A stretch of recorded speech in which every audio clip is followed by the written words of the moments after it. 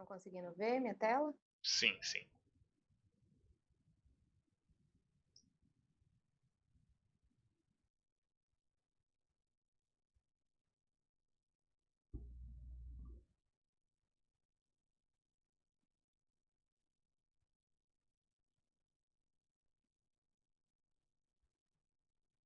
Ele vai dar aquela travadinha básica, né?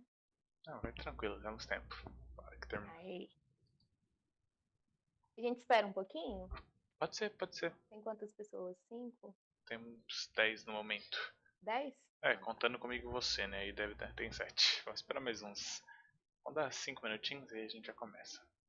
Beleza, só aumentar o volume aqui rapidinho.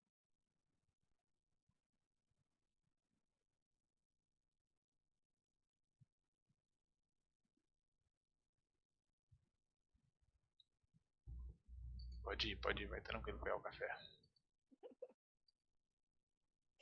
Eu ia pegar minha coca, mas eu parei de beber.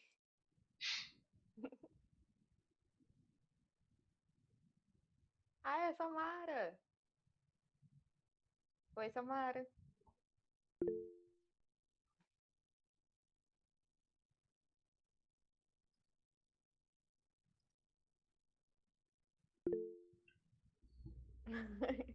Samara, ela foi IC comigo lá no. Quando tava lá no mestrado, lá no IF. Aí agora ela é orientada do Fernando. Olha só, que curioso, interessante. É. Fernando que é conhecido como Morto, né? Uhum. Eu descobri isso aqui e eu fiquei, Sim, uai, sim. gente, quem é Morto?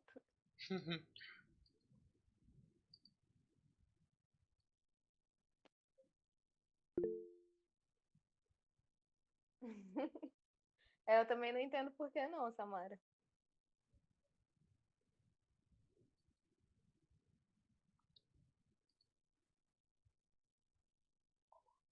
O Levi me falou porque era quando ele tava no começo da graduação, ele era mortão, assim, sabe? Tipo, bem devagarzão. Mas não sei, né? Não Ele é bem conheço. tranquilão, né? Ele é. Ele é até hoje.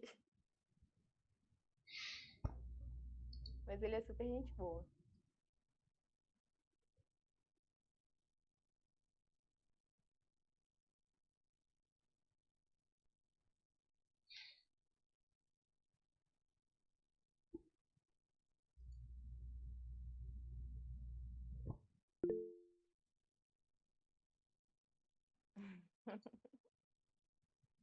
É um olá, tudo bom? Ele é bem tranquilinho.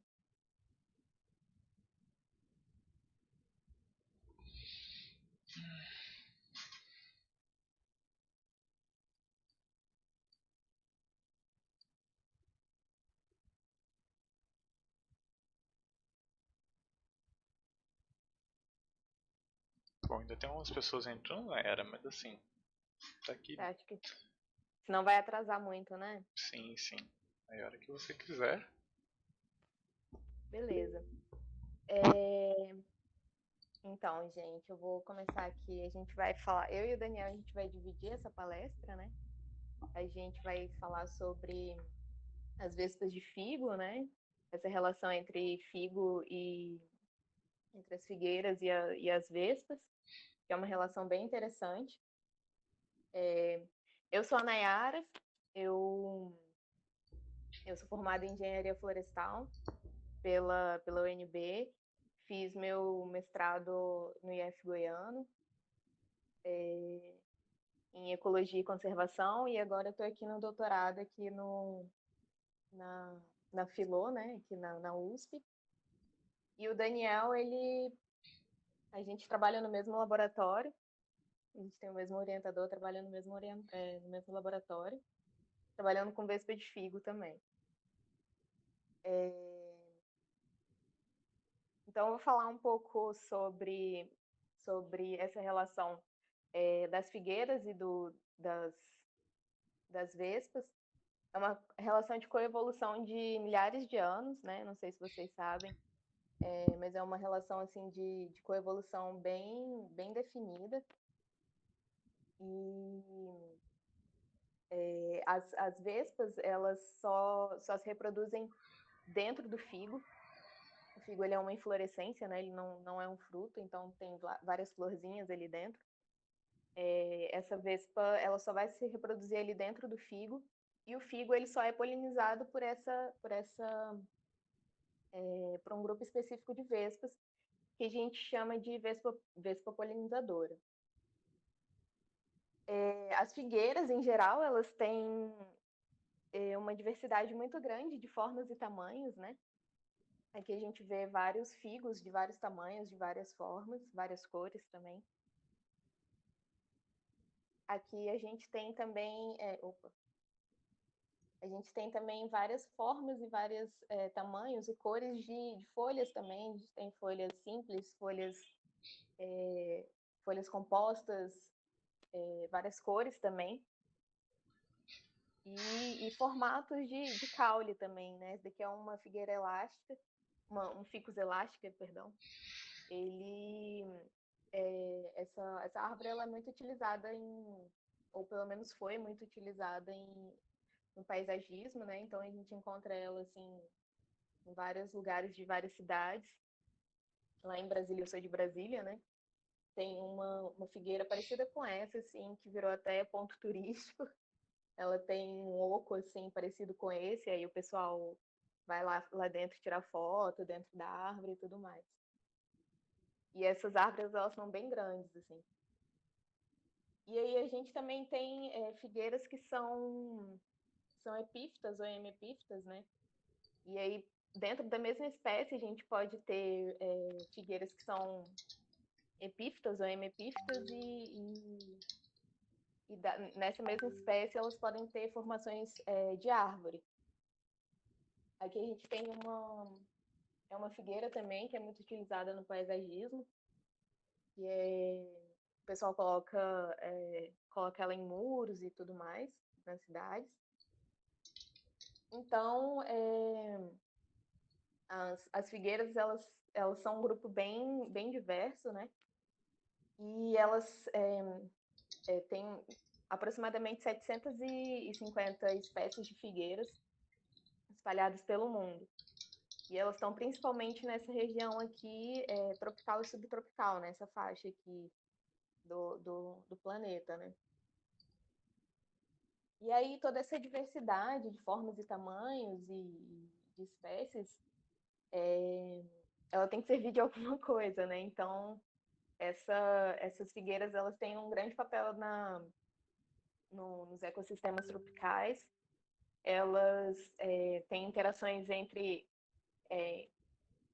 servem de interações entre várias espécies, né? Entre vários grupos de insetos, não só as vespas que a gente vai falar, mas também a gente encontra alguns besouros também que colocam os ovinhos lá dentro do, do figo. Serve de alimento para vários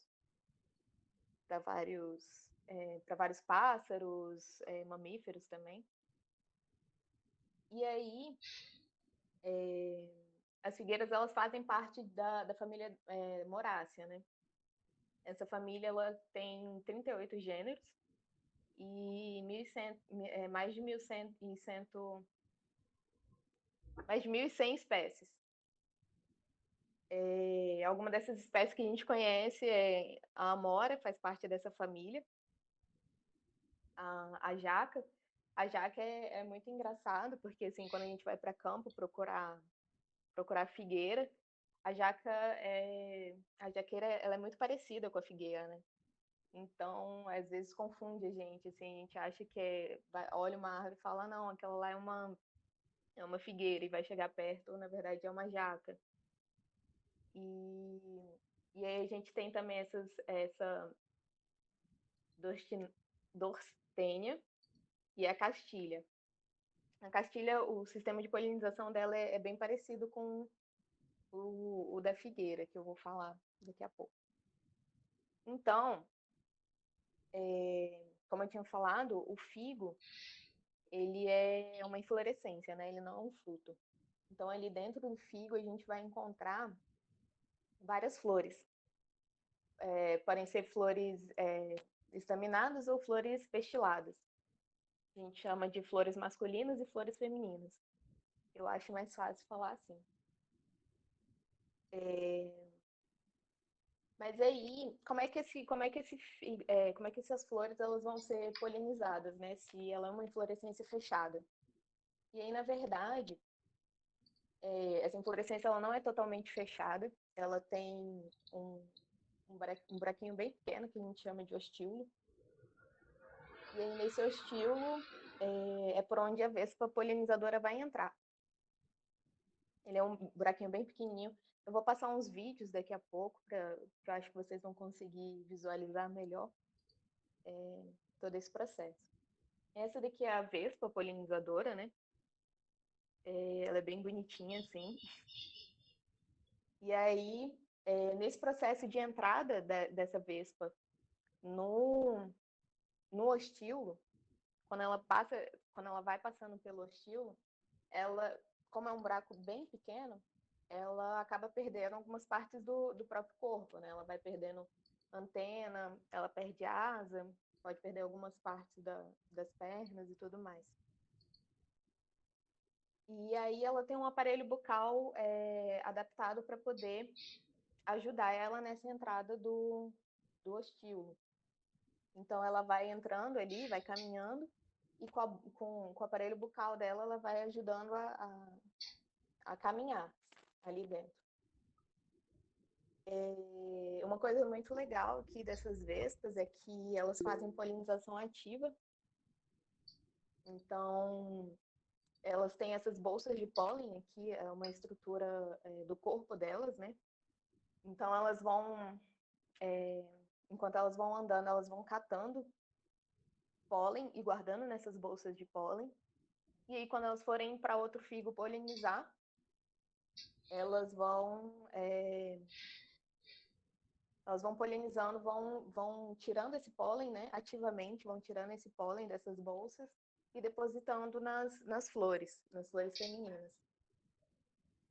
E aí essas vespas, elas também têm algumas cerdas, né, alguns pentezinhos, assim, nas pernas delas, que vão ajudar elas na locomoção. Aqui a gente tem uma foto das vespas de figo, das vespas polinizadoras tentando entrar no figo. E aqui a gente vê várias, né? Várias tentando entrar, mas basicamente só uma consegue entrar ali dentro para fazer todo esse processo. E, assim, eventualmente, duas, no máximo três, conseguem fazer esse processo de entrar em um figo só. Então a gente chama de vespa fundadora, né? Quando a gente abre um figo, dependendo da fase, a gente consegue ver uma vespinha lá, que é a vespa fundadora, que ela entrou ali e morreu.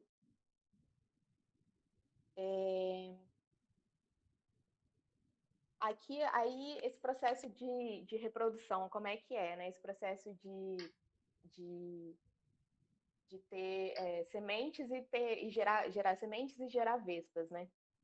Então, nas espécies monóicas de figo, quando o figo ele vai ter flores femininas e flores masculinas,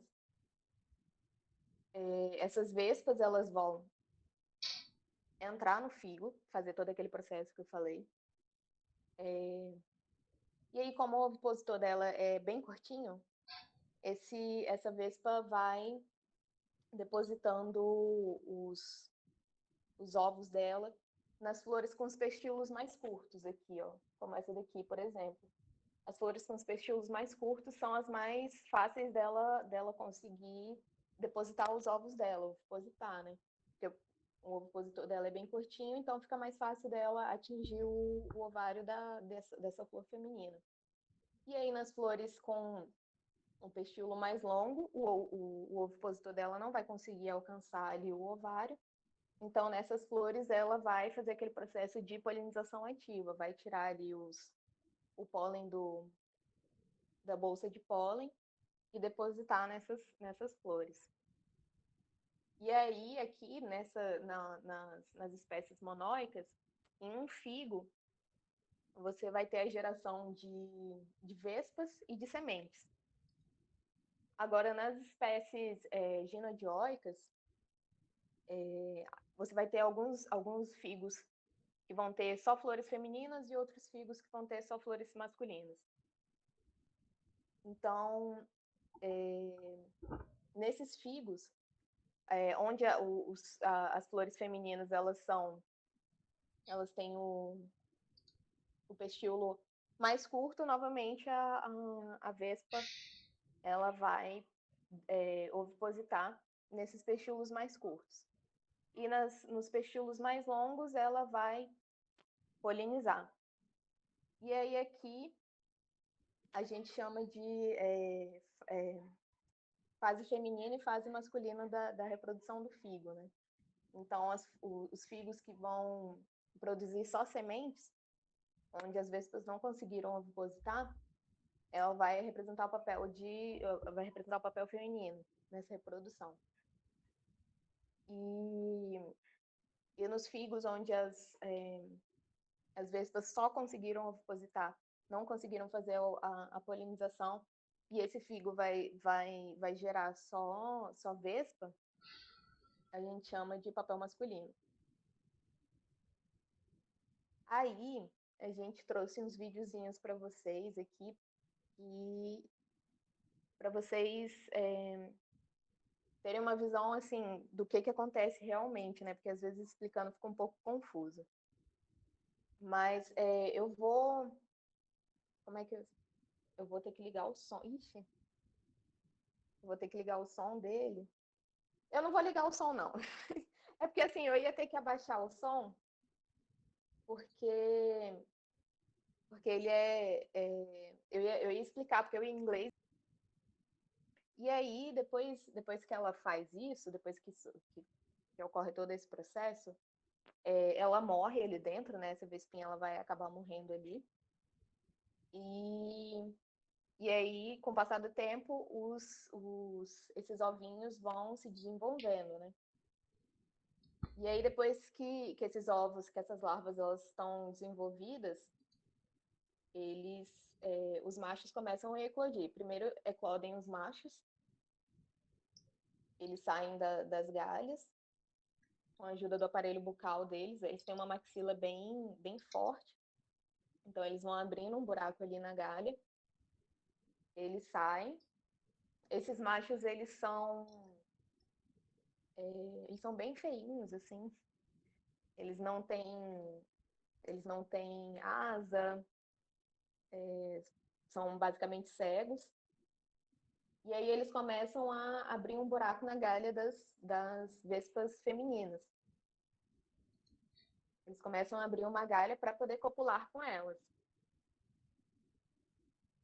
Aí a gente vê ele abrindo a galha e introduzindo ali o aparelho reprodutor dele para poder fecundar as fêmeas das vespas, né?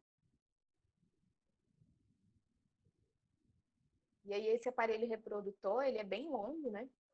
E bem flexível. Ele tem que ser bem flexível para poder fazer, fazer todo esse processo.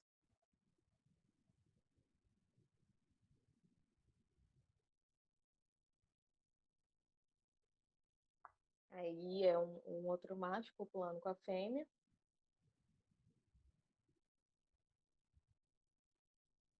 E aí, depois que essas fêmeas elas emergem, fazem todo e predam essas vespas. Aí tem lagartos, tem aranha, acho que vai aparecer uma aranha depois.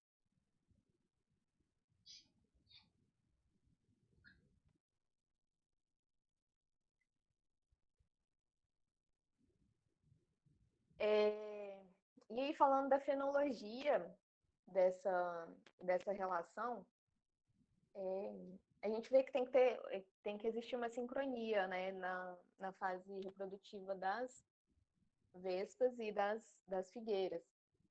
Então, se a gente pensar que a figueira, o desenvolvimento do figo, a gente divide ele em algumas fases. Então, na fase A, quando o figo ele ainda é bem pequenininho, assim. O figo acabou de surgir. Ele é bem pequenininho, a gente representa ele por essa barrinha amarela. Na fase B, que é a fase receptiva desse figo, quando quando as flores desse figo elas vão começar a emitir voláteis, né, para atrair essas vespas. A gente chama essa fase de fase B. A fase C é a fase de desenvolvimento dessas larvas ali dentro. E a fase D é a fase de emergência, que aí a gente representa aqui pela barrinha vermelha. Então, a gente vê que tem que ter uma sincronia, né, entre a reprodução das vespas e a reprodução do figo. Então, se as vespas elas acabaram de sair de um figo, emergiram, e elas não encontram um outro figo na fase receptiva, que é a fase B,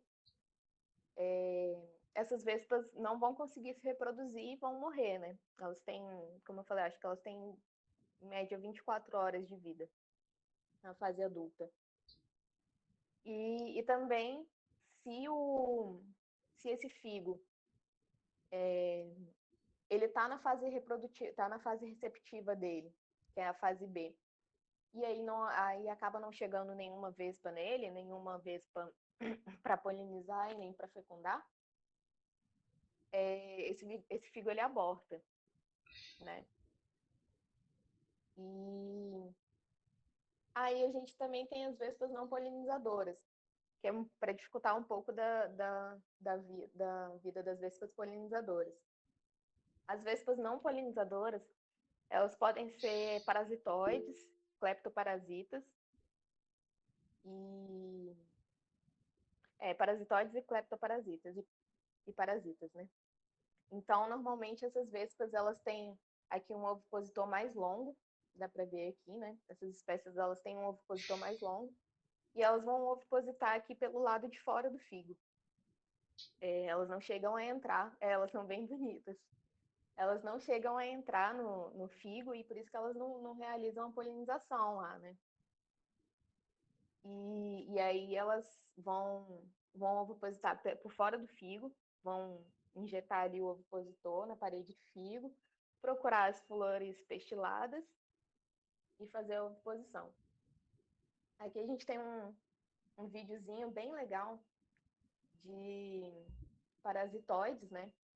Então a gente tem um parasita, que é o parasita da polinizadora, que é o primeiro que vai aparecer. Ele vai injetar ali Então, a gente tem essa relação, né, de galhadores, cleptoparasitas, parasitoides também. Essa relação trófica ela é bem interessante, assim, de estudar. O Daniel também, eu acho que ele gosta bastante, né? E é isso. E aí a gente tem aqui a foto de alguns galhadores que a gente conhece, né? A gente tem aqui algumas parasitas galhadoras. Essa daqui é a polinizadora. Essa daqui, se eu não me engano, ela é parasita também. Essa marronzinha aqui. Galhadora. E aí a gente tem as cleptoparasitas e as parasitoides. Parasitoides é aquela que parasita o parasita, né? E a cleptoparasita, ela vai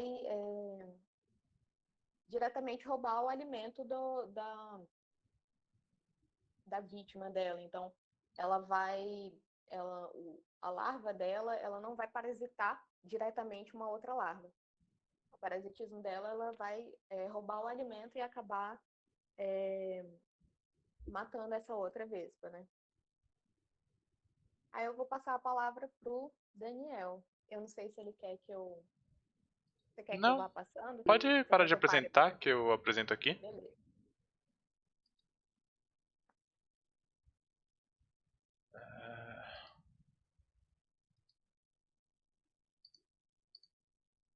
Tá. Aí, Peraí que eu vou acho desligar que... meu microfone. Eu acho que vocês estão conseguindo ver agora? Acho que sim. Sim, dá pra ver. Tá, beleza. Não? Obrigado. Não consigo. Não consegue? Não. Tem alguém não. A apresentação dá pra ver. Bom, Pronto, agora sim. aí foi, devia estar carregando. Bom, então eu vou falar um pouco para vocês de algumas curiosidades, algumas coisas diferentes, além das próprias vespas, já que tem esse ciclo de vida tão diferente que a gente já viu até agora. Eu vou falar de algumas outras coisas que a gente encontra nesses estudos, nessa associação entre vespas e figueiras, que algumas coisas fizeram vista desse grupo. Espero que crie curiosidade em vocês e quem sabe a gente não tem mais um estudante conosco logo mais. Bom, assim como diversos tipos de os insetos, como a gente já viu hoje anteriormente nas outras palestras, os insetos estão aqui há muito tempo. E não é diferente com essas vespas de figo. O primeiro recorde que a gente tem é uma vespa preservada em âmbar, que é essa Edarnis thanatus, ou Thanatus, e ela tem seu nome referenciado ao Thanos, ou Thanatos, que é a própria personificação da morte, por ser um gênero extinto. E essa vespa está ali preservada em âmbar há muito tempo. E essa relação entre vespas e figueiras é algo bem distante, mas também é algo bem distante é a relação das figueiras com a humanidade. Alguns relatos fósseis indicam que existem grandes chances da primeira planta domesticada ser ficus, ser alguns figos comestíveis que foram domesticados pelos seres humanos, com evidências de possivelmente serem até mesmo domesticadas antes da domesticação de cereais. Então, antes do ser humano estar produzindo cereais em campos, a gente estava conseguindo domesticar figueiras e consumindo figos. Então, existem algumas evidências que nos indicam isso. E já que a gente está falando dessa interação de figueiras com os seres humanos, outra interação importante, que eu acho que é a mais conhecida, é basicamente o figo comestível, que é essa espécie que a gente se alimenta. E uma dúvida que sempre que alguém descobre que figueiras e figueiras são polinizadas por figos e essa inflorescência em forma invertida, muitas pessoas perguntam, mas tem vespa então dentro do figo como? Bom, pode ser que sim, mas muito provavelmente não. A figueira comestível, ela não é uma árvore nativa do Brasil. Então ela foi uma figueira que ela foi introduzida na nossa região. Como ela foi introduzida na nossa região, ela não apresenta suas vespas que interagem com ela. Ou seja, a gente tem o figo, ele é uma variável cultivada, então ele foi selecionado pelos humanos para que seja uma variável que amadureça e cresça mesmo sem ser polinizada, e não tem as vespas. Então os figos que são cultivados aqui no Brasil não apresentam vespas no seu interior. Eventualmente, se você acabar comprando aqueles figos secos que vem importado, pode ser que você encontre alguma vespa ali dentro. Mas isso não altera o sabor do figo. Inclusive, eu nunca comi, mas já ouvi relatos de pessoas que comeram. Os figos que são polinizados são mais saborosos, mais doces. Mas isso eu não vou saber afirmar para vocês. E além dessa figueira que foi introduzida, a gente tem uma diversidade muito grande de figueiras exóticas que foram introduzidas aqui no Brasil, mas principalmente para arborização urbana. Aqui eu tenho um exemplo que é Ficus elástica, que são essas figueiras gigantes, são muito comuns em praças. Essas duas são daqui de Ribeirão Preto, inclusive geraram muita polêmica, porque uma delas foi cortada alguns anos atrás, e é um marco da cidade, é uma praça que tem esse marco de ter essa figueira, e elas foram cortadas, a população fica revoltada com isso, né? E é muito comum a gente ver em diversas praças figueiras desse tamanho, que são árvores enormes. Também temos algumas menores, como o Ficus benjamina. Essa é uma figueira mais comum de rua, a gente consegue encontrar nas calçadas das casas, muito comum. Ou o Ficus microcarpa, que também é bem encontrado em calçadas, mas também pode chegar a tamanhos, ser uma árvore monumental, muito grande e muito bonita. Bom, e assim como essa introdução de figueiras, como eu disse, geralmente as vespas não estão presentes aqui, as vespas associadas às figueiras. Só que algo muito comum quando a gente tem uma introdução de figueira é que ocorra uma coinvasão das vespas associadas, como aqui é o caso de duas vespas que eu vou citar. Euprechina verticillata, que é a vespa polinizadora de Ficus microcarpa, da foto anterior, que é uma vespa nativa da região asiática, e ela chegou até aqui, não sabemos como, mas hoje em dia já é presente, e essa figueira já se reproduz de forma natural aqui no Brasil, ou como Cecropia odits, que é uma vespa que foi recentemente encontrada e descrita aqui no Brasil. Ela é uma vespa que ela foi descrita aqui no Brasil, entretanto, ela não é uma vespa nativa da nossa região. Ela é uma vespa nativa asiática, só que ela só foi descrita aqui no Brasil quando a gente encontrou elas em Ficus benjamina. Então, inclusive, o epíteto específico odits vem de viajante. Então, a gente... são vespas que acompanharam essas figueiras de uma forma não desejada. Não foi uma vespa introduzida de propósito. Muito possivelmente ela foi trazida como bonsais ou acabou passando de árvore em árvore até chegar na nossa região, mas é difícil de a gente saber como isso aconteceu exatamente ainda, que é algo que está sendo estudado e a gente está tentando entender um pouco mais. E quando a gente tem essas figueiras, assim, são árvores muito grandes. E quando a gente começa a ter essas vespas polinizadoras nessa região, isso começa a causar certo impacto. Tanto de uma forma, impacto às cidades, impacto que seja econômico, ou como também um impacto ao meio ambiente que estão envolvidas essas figueiras. De impacto da cidade, o que a gente poderia citar, que é uma coisa que já acontece, que eu vou citar no caso de Ficus religiosa, que é polinizada por essa outra vespa aqui, que também foi introduzida, e a sua polinizadora chegou até aqui. O que acontece é que a gente começa a observar essas figueiras nascendo nas cidades. E como elas são epífitas, geralmente elas começam a brotar em pedras, muros, pontes. E é uma árvore muito grande, que a gente pode não parecer nenhum perigo ali, que não tem uma mudinha ali. Mas conforme essa árvore vai ficando grande, vai crescendo seu tamanho, ela pode causar danos estruturais que sejam severos, causando interdições de pontes, causando desmoronamento de muros, o que pode causar um gasto nessa questão civil dessas figueiras introduzidas. Outro fator que é muito interessante, por serem muitas dessas figueiras serem hemipífitas, muitas delas são conhecidas como mata-pau. Vocês já devem ter visto isso, que elas acabam... ela começa a brotar no alto de uma árvore, e ela chega no chão e acaba matando a outra árvore. Ela não mata por estrangulamento, ela não aperta a outra árvore. Inclusive é muito comum a gente ver ainda nos estágios iniciais as figueiras e a árvore estando vivas, duas coexistindo. Só que acontece que as figueiras têm uma alta capacidade de geração de raízes e elas acabam eliminando a outra árvore por competição. Então elas conseguem usufruir melhor dos recursos do solo e de água e acabam matando a outra árvore por competição. E isso ocorre de forma natural, nas figueiras naturais, só que é isso que já está ali nesse ambiente há centenas de anos, milhares de anos. Quando a gente começa a introduzir novas espécies, a gente está colocando um fator externo que pode causar danos também às árvores que ocorrem na nossa região. Porém, já estão começando a surgir estudos, a gente já está começando a querer entender como a gente controla isso de uma figueira exótica de se reproduzir.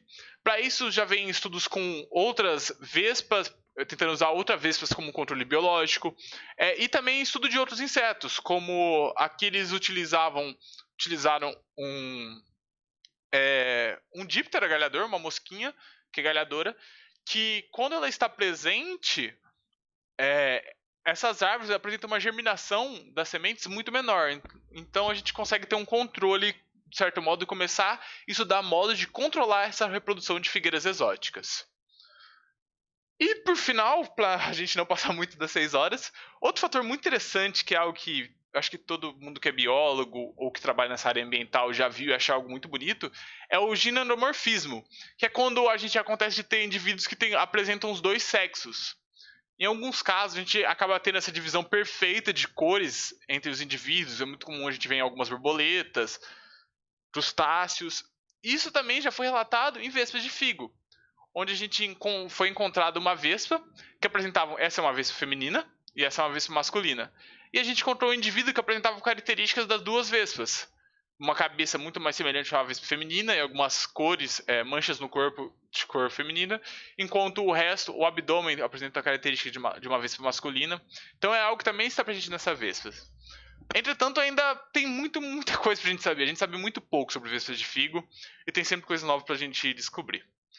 Bom, era isso, queria passar rapidamente, pra gente também não passar muito tarde. Eu queria primeiro pedir desculpa, que eu descobri que ainda estava tendo outra palestra, então algumas pessoas perderam os primeiros minutos, mas a gente vai tentar postar isso daqui depois para vocês poderem assistir. Eu queria agradecer a todos vocês pela atenção, a pós-graduação em entomologia, além da faculdade, nas agências financiadoras que ainda nos ajudam a fazer o trabalho, além de todo o pessoal do laboratório, porque essa apresentação não é só nossa, já várias pessoas já apresentaram, várias pessoas já passaram por ela, então tem um dedinho de várias pessoas. E eu acho que era isso. Queria agradecer também a Nayara, muito obrigado. E agora a gente tem um tempinho para ver as questões que o pessoal tem.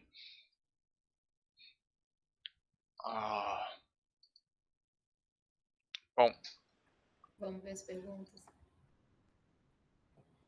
você quer que prefere que eu leia, Nayara? Ou você lê? Bom, eu vou ler então, porque eu não tô te ouvindo. Ó, a primeira pergunta aqui que eu vi do Wellington, ele perguntou: você acha que o processo de coevolução está sofrendo com os problemas ambientais atualmente? Bom, essa é bem interessante, eu vou falar primeiro e depois a Nayara, se ela quiser complementar.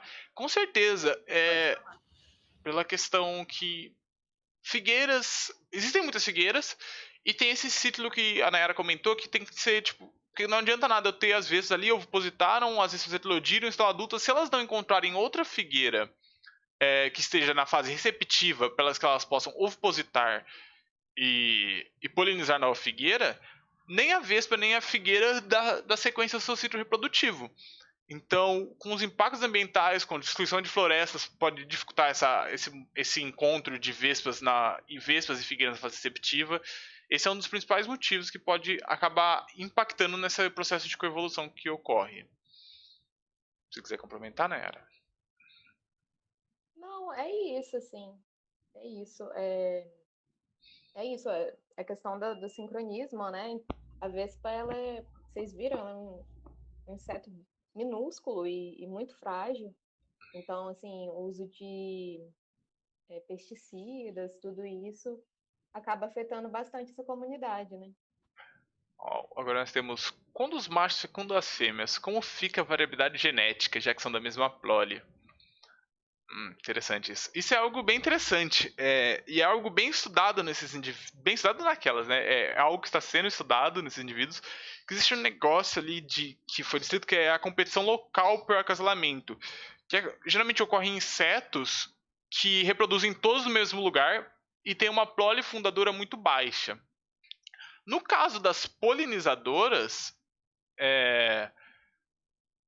geralmente é uma vespa que está gerando toda a prole, às vezes duas ou três, e aparentemente isso é suficiente para manter uma variedade genética, mas ainda assim aparenta ser uma variedade genética baixa e não parece ser algo muito influente. A gente não vê indivíduos muito tipo, pensar que tenha questões deletérias que não decidem no seu ciclo de vida por ter essa reprodução cruzada entre os indivíduos.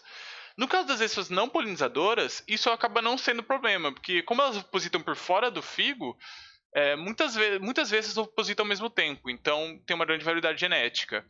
Mas isso não aparenta ser um problema, apesar de existir indícios que existe sim uma baixa variabilidade genética nessas populações, e é algo comum nesses insetos que têm essa competição local por acasalamento.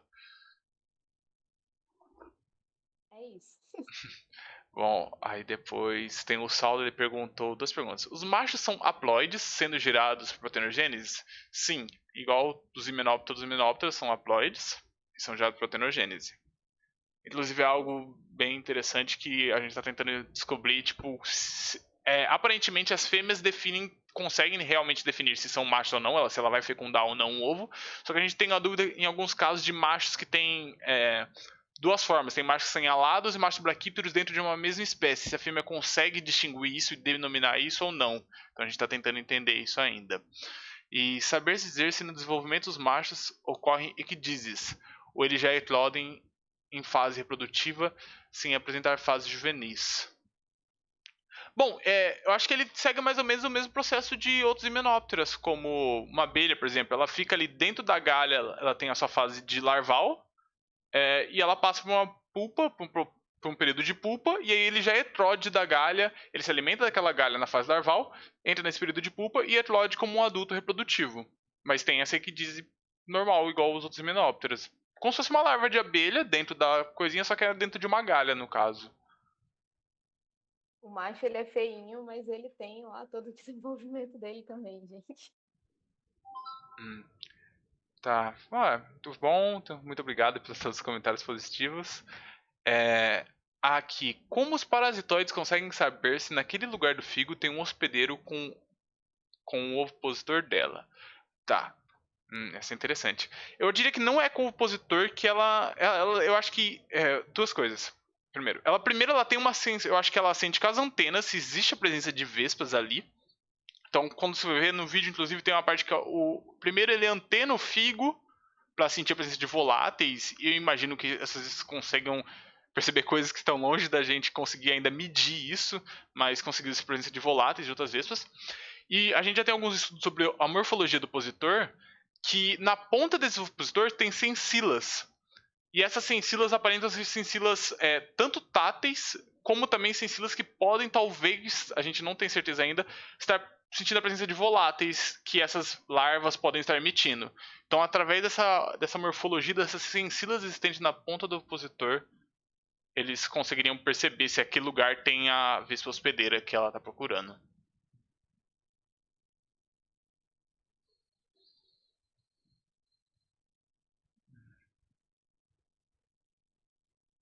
Tem mais uma aqui. Muito bom. As vespas de figo são classificadas como galhadoras também? Elas promovem galhas? Sim. Sim, a maioria das vespas ali, elas são galhadoras.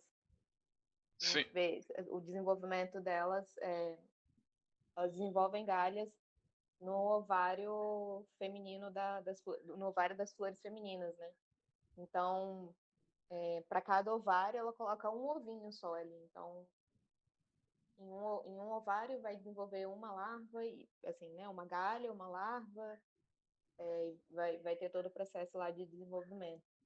E além delas também tem muitas vespas não polinizadoras que também são galhadoras, né? Elas induzem galhas tanto no ovário das flores, como algumas induzem na parede do figo ou no pendúculo das flores. Então tem uma grande diversidade de galhadoras mesmo dessas vespas. E a última pergunta que temos aqui: essas vespas apresentam algum estágio de dormência para os períodos entre as floradas de figo? Interessante. Eu não diria estágio de dormência. O que acontece é que nessas fases do figo, por exemplo, a gente tem a fase pré-receptiva, a fase receptiva, que é onde às vezes começa a chegar no figo. Aí temos a fase C, que é a fase de desenvolvimento. Durante esse processo, as sementes estão sendo formadas das flores que foram polinizadas e as vespas também, as suas larvas aí estão se alimentando e virando adultas. O que a gente nota é que existem variação, enquanto em alguns períodos do ano a gente encontra esse processo durando cerca de 30 dias, em outros períodos do ano esse processo acaba durando 60 dias, pode durar mais dias. E assim, ela pode ter um período maior de desenvolvimento, mas não apresenta nenhum processo de dormência. O que acontece é ter muita vespa, tem muita vespa. A gente tem figos que tem mais de 300 vespas em alguns casos. Aí, tipo, uma árvore tem mil figos de uma vez, vezes 300 vespas, a gente tem muitas vespas sendo soltas no ambiente. Então, eventualmente, a gente está torcendo que algumas delas encontrem para dar sequência nesse ciclo. Sim, aí lembrar também que essas vespas, elas são bem levinhas, né? E elas conseguem voar, assim, quilômetros de distância com a ajuda do vento também. Acho que é isso, gente. Muito obrigado a quem ficou até aqui. Me desculpe pelo começo, que eu acabei mandando, falando pra Nayara começar e tinha gente que ainda não estava aqui, quem perdeu os primeiros minutos. Mas se vocês tiverem curiosidades e afins, eu adoro falar sobre isso de figo, creio que a Nayara também. Estamos aí disponíveis para isso. E a gente deixou o e-mail, né, na apresentação. E qualquer coisa também tem Instagram, tem o grupo lá, o WhatsApp, vocês podem entrar em contato, gente. Show, obrigado, gente. Então, tchau, gente. Até amanhã, então. Amanhã a gente se encontra aí por sinal que ainda estiver aí, amanhã a gente vai às 10 horas, acho que é no YouTube, se eu não estiver errado. Mas vocês receberão um link amanhã cedo pra gente dar sequência. Muito obrigado. Tchau, gente.